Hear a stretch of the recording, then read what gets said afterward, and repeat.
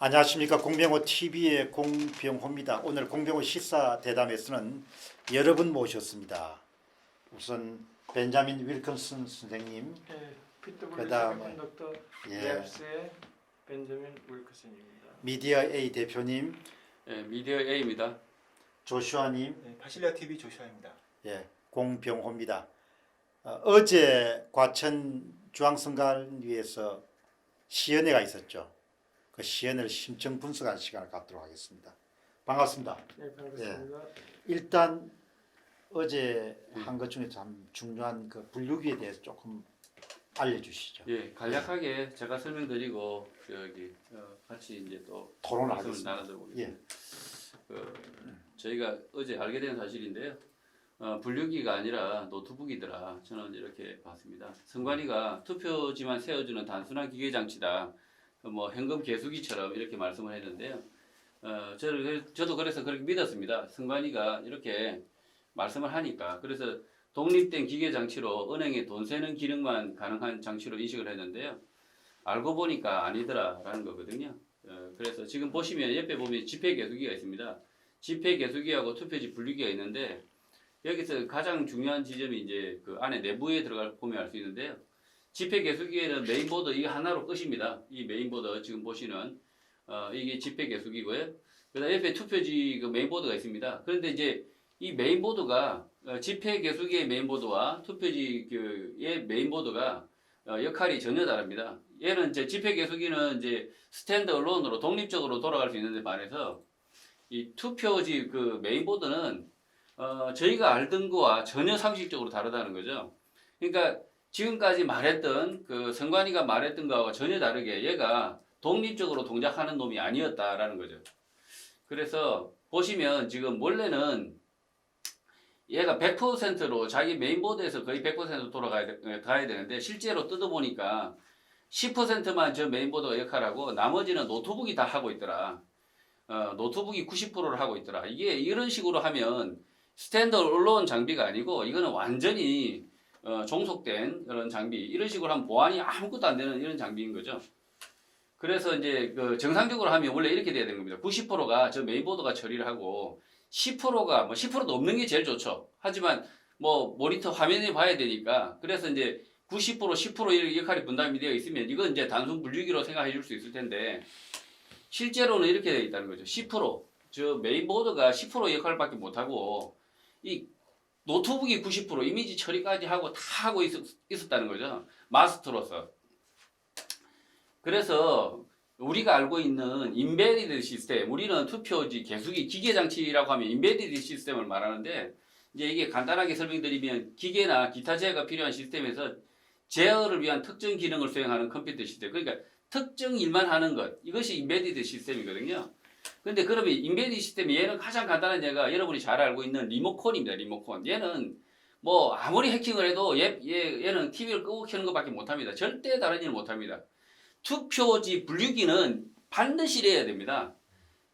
표 세는 거 외에는 다른 거 할 줄 알면 안 되는 겁니다. 자, 그런데 정말 이해 안 되는 게 인베디드 시스템으로 보기 어려운 시스템이 있어요. 이런 것들. 가령 포스 기계인데 실제로는 윈도우를 이렇게 운영체제를 올려서 옆에 카드 기기만 올려놨지만 실제로는 얘는 포스 인베디드 시스템이 아니라는 거죠. 그래서 이런 거 개발은 쉽지만 보안성이 매우 취약하다. 이런 거는 특히 투표, 분류기나 이런 것을 절대 사용하면 안 된다. 그래서 인베디드 시스템과 아닌 것의 차이점은 인베디드 시스템은 목적한 기능 외에 다른 작업이 거의 불가능합니다. 거의 불가능하고 인베디드 시스템 아닌 것들은 이제 아닌 것들은 실제로는 일반 PC로 구성된 시스템은 해킹, 조작 이런 것에 아주 취약해서 아예 가능하게 된다는 거죠. 가능성이 열려버린다는 거죠. 반드시 조작한다는 뜻이 아니라 완전히 열려버린다는 거죠. 그래서 인베디드 시스템 안에서도 또 한 차원 더 높은 게 있습니다. 가령 ASIC과 FPGA가 있는데요. ASIC은 아예 그냥 공장에서 칩이 아예 구워져서 나오는 겁니다. 그러면 얘는 프로그램을 할 수가 없어요. 그러니까 이미 개발이 완전히 끝난 제품 같은 경우는 이 ASIC을 해서 공장에서 이 CPU를 IC를 생산해내기 때문에 다시 쓸 수 없기 때문에 아예 변경이 불가능하다. 그런데 FPGA는 이 IC는 바깥에서 얼마든지 노트북이나 이런 걸 통해서 프로그램이 바뀔 수 있다. 그래서 AG과 FGP 똑같은 시커먼 CPU지만 FPGA는 바뀔 수 있다. 이게 지금 아주 핵심이거든요. 그래서 이제 저희가 가장 우려하는 부분이 일반 PC는 쉽게 해킹 조작될 수 있다. 그래서 일반 PC를 투표지 분리기와 같은 그 특수 목적으로 사용할 경우에는 치명적인 해킹 조작의 위험성이 있는 거죠. 그래서 이건 미친 짓이다. 절대 이런 시스템 구성해서도 안 되고 사용되어서도 안 되는 시스템입니다. 그러나 노트북이 한 10% 역할을 하는 줄 알았는데 그렇다면 이제 90%가 얘가 처리를 하고 그러면 어느 정도 뭐 좀 보완이 되겠다 생각했는데 이건 완전히 바뀌었습니다. 그래서 인베디드 시스템일지라도 조작이 될 수 있는데도 불구하고 이게 범용 IC나 FPGA를 사용할 경우 조작이 가능하거든요. 완전히 조작이 안 되려면 에이징을 해야 되거든요. 그런데도 불구하고 이번 투표 분류기에 오픈한 상태로 보니 범용 CPU MP를 썼고요. 그 다음에 FPGA를 썼고 이 상태도 굉장히 불안한데 심지어 노트북까지 있으니까 얘는 아예 쓸 수 없는 시스템이라는 거죠. 그래서 저는 제 의견은 투표지 분류기 시스템은 대국민 사기 단순 기계 장치가 아니라 투표지 조작 시스템 이런 시스템은 개표에 절대 사용하면 안 된다는 겁니다. 제가 K보트 해서 이 시스템이 참 이게 저는 인베디드로 만들었다고 생각을 했기 때문에 참 우리 기술이 탁월하다 뛰어나다 생각했는데요. 완전히 실망했고요. 이런 식이면 절대 수출하면 안 됩니다. 여기까지 제가 의견입니다. 예. 한 말씀 해주시죠. 예.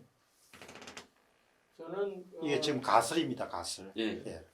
저는 지금 PC에서 90%를 썼는지 안 썼는지는 사실상 포렌식을 해봐야지 알지 알 수가 없죠. 예. 예. 그러니까 가설하기 전에 할 수가 없어요. 그러면 그 디바이스의 특성에 따라서 그러면 우리 범용이라고 해도 ARM이라는 마이크로 컨트롤러 시스템을 쓰고 있었어요.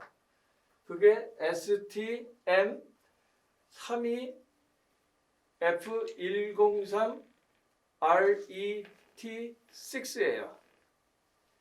지금 이 번호가 나왔는데 그 구리선관에서는 요 정도가 안 보였어요. 그래서 확실히 뭔지를 모르는 상태였어요. 긁은 흔적이. 예. 그리고 요번에는 그 구리선관이 게 아니고 중앙선관위에서 한 건데 중앙선관위는 관악구 거를 했다는 소리를 들었어요.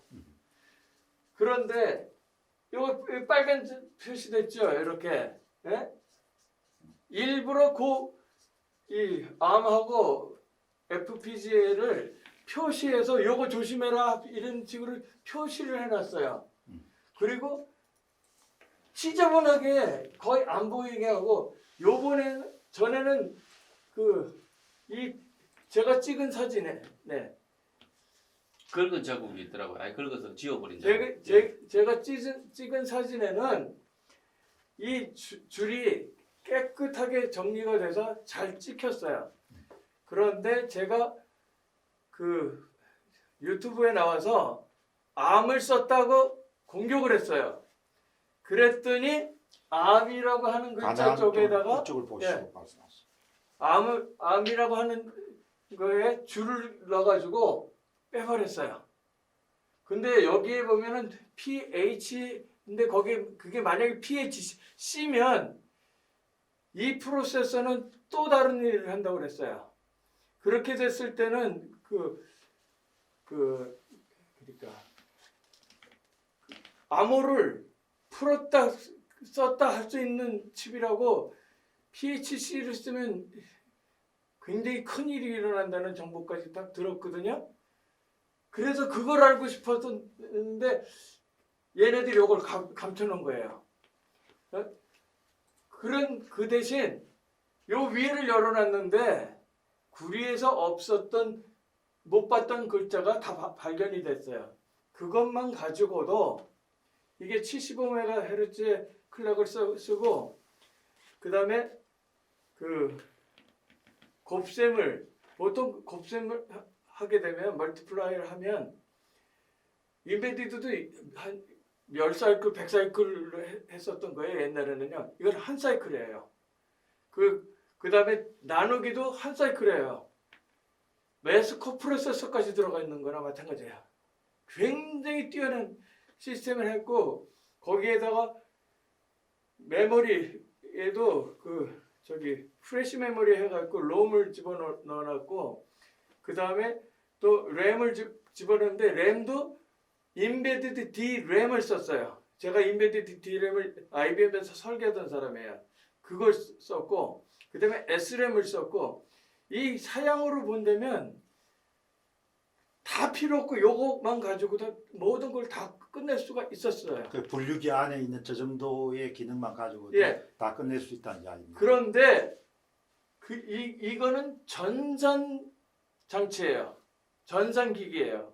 왜? 전산 기기가 뭐가 문제냐? 디지털 서킷하고 전산 기기의 차이는 뭐냐면 디지털 서킷은 보드가 딱 만들어졌으면 다시는 안 바뀌어요. 그렇기 때문에 픽스드 서킷이라고요. 픽스드 서킷은 조작을 할 수가 없어요. 중간중간에. 그런데 왜 전산 조직, 전산 회로를 쓰지 말라고 했냐면 소프트웨어에 의해서 바뀔 수 있다는 거예요. 순식간에. 이랬다 저랬다 다 바꿀 수 있다는 거예요. 그래서 정상 동작을 이 속에다 집어넣고 그 다음에 그러니까 부정적인 방법을 다 집어넣을 수가 있었어요. 그런데 그렇게 할 경우에는 그 프로그램을 갖다 포렌식 하면 바로 들통이 날 거거든요. 근데 그다음 보세요. 찾아드릴게요. 말씀 계속하세요. 예. 예, 찾아드릴게요. 여기요. 이게 암이고 저게 자일랭스예요. 자일랭스는 뭐냐면 Sea of Gate라고 하기도 하고 FPGA라고도 하고 그러는데 게이트, 낸드 게이트, 노아 게이트 이런 것이 몇만 개가 완전히 그 어레이처럼 들어가 있는 거예요. 그래서 그것을 쫙 깔아놓고 큰 보드에 옛날에는 그 디지털 컨트롤 할 때 그렇게 썼거든요. 쭉 넣어놓고 연결선을 바꾸는 거예요. 약간 예. 그래서 한 번 딱 고정적으로 쓰면 좋은데 이것을 프로그램에서 펌웨어로 순식간에 바꿔치기를 할 수 있어요. 그러면 왜 이것을 여기다가 안에다 쓸 수 있는데도 불구하고 뽑아놨느냐? 이것은 그 부정하는 기계를 부정 전용 기계를 만드는 거라고 저는 보는 거예요. 분류기를. 네, 분류기를 부정을 하기 위해서 일부러 고안된 시스템이라고 그러는 거예요. 저걸 뽑아놓으면 어떤 일이 일어나냐면 딱 껐다 켰을 때 노멀 오퍼레이션 하는 게 딱 들어가요. 그럼 정상 동작이에요. 그거 시연하면 돼요. 그런데 여기 네트워크나 USB로 들어오든지 자율로 들어오든지 하여간 들어오는 경로에 다 있어요. USB로 오는 게 제일 쉬워요. 왜냐면 그거는 오픈되어 있거든요. 거기에 USB 카드를 조그만 걸 탁 꽂으면 여기 이거를 바꿀 수 있게 할 수 있어요. 그러니까 부정한 예를 들어 5표에 하나씩 가는 거를 여기다 만들어 놓을 수 있다고요. 순식간에 바꿔서. 근데 들통이 났을 때는 껐다 키면 그 프로그램이 날아가 버려요. 그러니까 증거 인멸이 되죠. 증거 인멸용으로 이걸 난 뽑아 썼다 그러는 거예요. 그렇지 않으면 이유가 안 돼요. 내가 설계한다고 하면 그렇게 안 해요. 예? 자, 그러면 지금 말씀하신 거하고 약간의 견해가 좀 다르죠. 견해가 저는 많이 다르죠. 그러니까 이제 여기 시청자들이 조금 너무 오늘 전문적인 네. 이렇게 용어들이 많이 나와가지고 네. 아주 간단하게 두 분이 차이가 네. 뭔지를 쉽게 간단하게 말씀드리면요. 정리해 주시면. 이제 그 윌커슨 님은 이쪽에 이제 CPU 안에서 이제 분류기 안에 예, CPU 안에서 예, 모든 것이 다 CPU 가능했다. 안에서 어떤 부정의 어떤 그 업데이트가 둘 다 가능한 CPU거든요. 순식간에 업데이트가 가능하다 보니까. 그런데 저는 어제 그 중앙선관위 그 공무원의 말을 들어보니 그 이미지를 노트북에서 받아서 처리했다. 그러면 여기서 할 역할이 없습니다. 근데 없어져 그게 버려서. 페이크 인포메이션일 수도 그러니까 있잖아요. 페이크인데 어쩔 줄 모르는데요. 공무원이 훨씬 더 저는 오히려 진실에 가깝다. 왜냐하면 그분들이 하드웨어에 대해서 잘 모르기 때문에 그냥 그 노트북에서 처리했다고 하면 실제로 그럼 굉장히 위험한 짓이지만 노트북에서도 처리했을 수도 있다. 오케이. 그러니까 이제 네. 가설이 좀 나눠지는데 그 어땠어요? 저는 이 두 분 말씀이 다 맞는 것 같은데 저는 이렇게 봅니다. 분류기에서만 할 수 있는 역할이 있고요. 노트북에서만 할 수 있는 역할이 있거든요. 그러니까 두 가지가 지금 50대 50 정도로 보고 있는데요. 예를 들면은 부여에서 나타난 그 현상이었는데 일부의 표를 이제 그 2번 후보 표를 1번으로 옮겼다든지 그리고 다른 후보들 표를 조금씩 넣었다든지 그리고 2번 후보 표를 무효표가 1번 후보도 무효표가 있을 텐데 2번 후보만 유독이 좀 무효표가 좀 많이 빠졌다든지 그런 내용의 프로그램들이 이미 이 분류기에 집어넣어져서 수행이 됐다고 보는 거거든요. 근데 이제 예를 들어서 이 컨트롤 자체를 전체를 노트북이 했다고 하면 투표지가 그 들어갔을 때 인식이 된 후에 빠르게 통과해서 그 번호를 찾아가야 되는데 그걸 노트북이 실시간으로 통로를 연결해서 그 분류하기는 어렵습니다. 그러니까 분류가 되는 역할들은 여기 자일링스 칩에 특정한 그 프로그램들을 그 게이트대로 구성해가지고 구성해서 집어넣고 대신 이제 여러 개가 들어가는 거죠. 여러 개. 여기는 여러 개가 충분히 들어갈 수 있으니까요. 뭐 예를 들면 간단한 건 100개도 들어갈 수 있는데 거기에 이제 어떤 특정한 지역은 민주당 지지도가 높은 지역, 좀 약간 낮은 지역 그 상황에 따라서 적절하게 여러 가지 방법을 섞어서 이미 프로그램이 다 되어 있는 상태에서 노트북은 처음에 부팅했을 때 초기 세팅할 때 그 지역에 코드를 넣는다고 이런 매뉴얼 내용이 있거든요. 그때 이미 여기에서 이미 프로그래밍 된 것 중에서 적당한 것을 딱 선택을 하고 여기서 끝납니다. 연결은 끝나고 그 다음부터는 여기에서 표에 이미지 스펙트럼? 스캐너. 그 스캐너에서 들어온 이미지는 노트북으로 계속 송출이 되고요. 몇 번 찍었는지 그리고 여기에서 조작되는 것들은 이 자일링스에서 다 수행했다고 저는 그렇게 오케이. 생각하고 있습니다. 그러면 아까 그 공무원이 거기서 이제 예. 선관위 공무원이 예. 뭘 이야기한 거를 답변한 게 이제 이미지를 스캐닝할 때 이 인베디드 쪽으로 아무것도 안 가고요. 노트북으로 간다 얘기했거든요. 노트북에서 처리한다 그러면 이미지를 스캔한 데이터가 노트북으로 가보면 바코드도 있고 바코드든 뭐 QR 코드든 다 있는 거고요. 실제로는 그 사람들도 좀 모르는 게 스캐닝한 이미지가 그대로 다 들어간다면 노트북으로 가면 QR 코드를 알리는다는 게 거짓말이 되는 거거든요. 실제로는. 그리고 이럴 수밖에 없는 거죠. 자동 이미지 처리인데 그렇게 되면 거기도 거짓말이 하나 있고 또 이제 이분들이 헷갈리는 부분들이 뭐냐면 이미지를 노트북에서 다 처리해버린다면 결국은 노트북이 사실 마스터가 되고 얘는 슬레이브거든요. 그냥 한마디로 종놈이거든요. 그럼 이 기계들은 3번 표를 1번으로 옮겨라고 명령하면 얘는 그렇게 수행할 수밖에 없는 기계들이거든요. 그래서 이제 둘 다 페이크인데 누가 페이크냐 범인이 아니니까요. 제가 범인이 아니니까 정확하게 모르는데 어쨌든 여기도 그 조작할 수 있고 심각하죠. 이게 조작할 수 있도록 이렇게 되어 있고요. 노트북에서도 노트북은 원래 조작 가능한 거니까 이건 쓰면 안 된다는 거고요. 근데 이제 그 강크게 어제 노트북에서 이미지 처리한다 이런 이야기 듣고 나서 저는 깜짝 놀란 거죠. 오히려 여기서 처리해야 될 것 같은데 왜 뭐 이런 CPU 그러니까 메인보드에서 처리해야 될 건데 이렇게 처리하지 않았을까? 그렇게 말을 해도 이렇게 국민들이 믿어줄까? 이런 게 정말 이해가 안 되더라고요. 어떻든 이제 오늘 말씀하신 내용은 이제 모든 가능성의 문을 다 열어두는 거니까 네. 노트북 또 분류기라는 부분을 예. 다 열어두고 계속해서 논의를 진행을 하죠.